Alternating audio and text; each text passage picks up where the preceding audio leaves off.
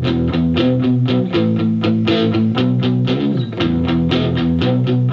dance to the sound of the rain, Ernie. Yeah, the rain, right? It's raining in Southern California. Did you guys know that the Fresh Dish is located in Southern California? Where it rains one episode a year. Yeah, yeah. Hey guys, welcome.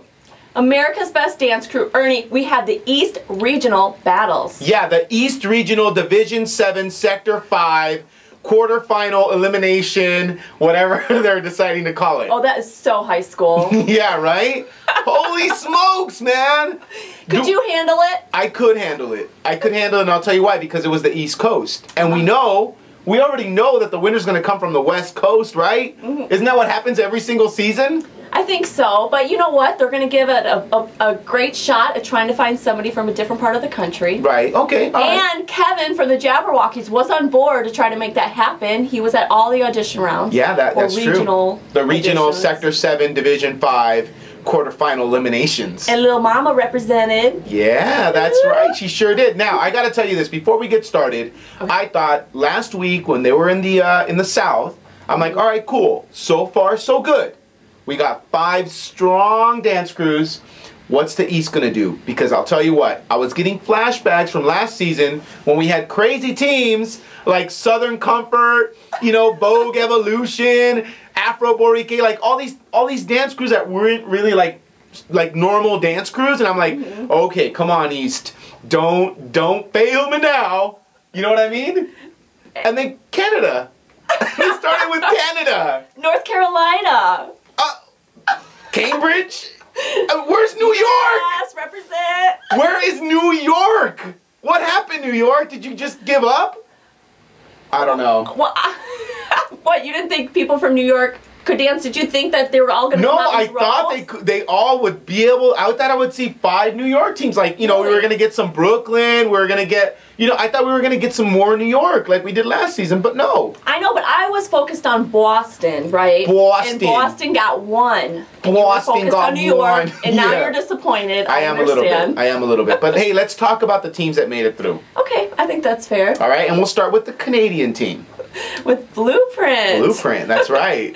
Now, I like this team because I think it's important first to kind of have a vision, right? To start off thinking, okay, we're awesome dancers, we got that. But to go further, let's start with our name, right? And let that carry us. And they did with Blueprint, right? They had a strategy, and it proved to work because they came out hard-hitting with hardly any flaws. I didn't notice. Right.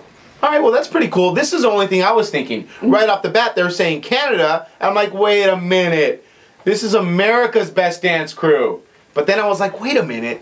Canada's like North America, right? Yeah. So that they still technically fall into the realm of America's Best Dance Crew. That's true. And with Afro Boricua last season, the South America. Yeah. South America. They just say America, you're right. So no teams from Europe.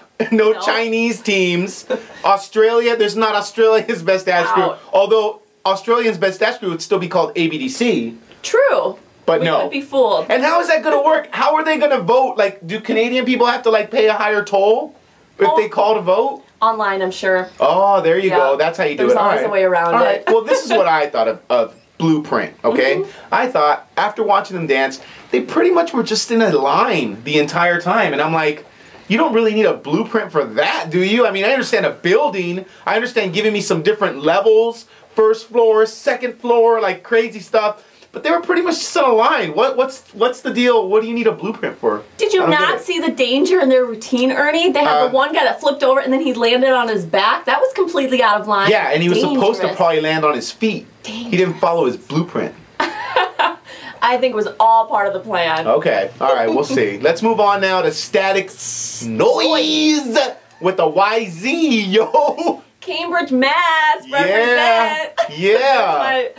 Almost Boston team. Yeah, there you go. There you go. What'd you think of Static Noise? Okay, here's my thing. Obviously, they were awesome. They made it through. I support them, but I'm a little worried about the whole storytelling thing because they only have so much time, what, like a minute and a half or something to do the routine, and they built so much on the story, and then they try to like tell it all in that short amount of time, and it just didn't work. It kind of left me thinking like, I went to a play and then I had to leave at like intermission or something. I didn't get enough. Oh, I get it, I get it. Now, I'm a theatrical guy. I love the theatrics in the dance crews, you know what I mean? And to me, I thought, okay, well, this is going to be different because they're classically trained. I mean, we've got a bunch of different spectrums of dancing, and they said, we're going to stay true to ourselves. So we're going to give you a mix of things, right? Now, I kind of relate to what Omarion was saying, where he didn't really see their soul, because there was a lot of going on, but the way I saw it, it was more like chaos controlled. Ooh. You know what I mean?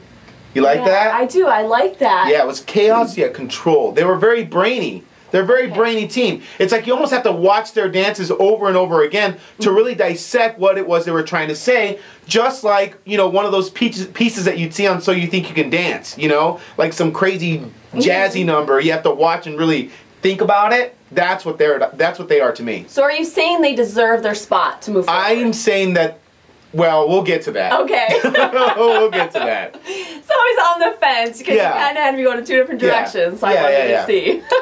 You know, their static didn't shock me. What's up, Mario? Ooh. All right. Yes. Try that every week. Let's try to one-up Mario. Yeah, one-up Mario. There we go. It won't take much. There you go. Oh, but I love you, Mario. Okay, Saltare. What do you got, Ernie? Saltare. First of all, I love the name. Yeah, okay. Saltare. It sounds like a magician's name or like Lamborghini's new car. You know, the Saltare V40 or something, you know? But then, again, I thought, great, here it comes. They didn't do it in the South. They hadn't done it yet in the East. And now we got a gimmicky team that's about jump ropes. I mean, remember that roller skating team? I mean, the whole time I'm just thinking like, oh, great. Oh, great. Here it comes. Here it comes, right? I love break skate. And then they perform. And I was like, wow. I was blown away, all right? And I was blown away because of the jump rope. Okay, now here's my only problem. This is America's Best dance crew. Yes. Dance crew. If I take away the jump rope, they were pretty much static. Like, you know, they weren't moving around that much. Their hands were moving. Their feet were moving a little bit, but you weren't giving me a lot of great dancing like some of the other teams were. They were moving the whole time. Did you see that 540 where the guy went through the double dutch into the 540 and then didn't miss a step and came back in and started jump roping I saw that. I saw that. I saw that jump. Enough? I saw that jump roping. I saw the jump roping. What about the man splits? Huh? Okay, now wait a minute. Are we going to get in trouble again for saying man splits? I mean, we got in trouble last season for that. Yes, but here's the difference between last season and this season. Okay. JC brought it up. Oh. He says, that's the first time I think I've ever seen the man splits in this competition. Right. What? Have you not been watching our show? Yeah. Have you not been watching Vogue Evolution? They did the man splits like crazy last season. And then what happened when we got...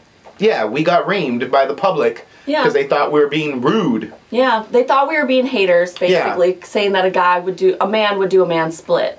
I just don't want to see it anymore. It hurts to watch, you know? And you know what else hurts? Soltare. Saying, we want to bring jump roping into the spotlight. We want to give it exposure. Double Dutch was like big in the 80s, dude. Like, you missed the exposure, all right? It was like back then. You know, I mean, it's not like I'm going to go on ABDC with Tammy and we're going to like, yeah, we're called the Rubik's Cubes. We're going to be dancing while we're doing Rubik's Cubes. And by the end of the piece, it's going to be solved because we want to give exposure to the Rubik's Cube. That's dumb. You know what's funny that you bring up the whole 80s thing? Because when I first started watching them, I was thinking, wow, white boys can jump and they can dance now. Oh, yeah. And that's such an 80s reference for both of them. Yeah, because they can't jump. But yeah, the movie. That's right. But Soltare... Okay, you made it through. Congratulations. But we'll talk about that a little later, I think. I love Saltare. Okay. Did I not say that yet? I don't know. I remember. support them all the way through. Okay. I love it. All right. Love it. Well, those are the 3 teams that made it. Now we got to talk about the 2 teams that did not go through past the regional District 7 quarterfinal sanctionals, or whatever you call them. Let's start with... I would think you were like little C for ABCD. Right. Oh, right. Yeah. But let's start with one team that I thought was awesome, only because they were drastic.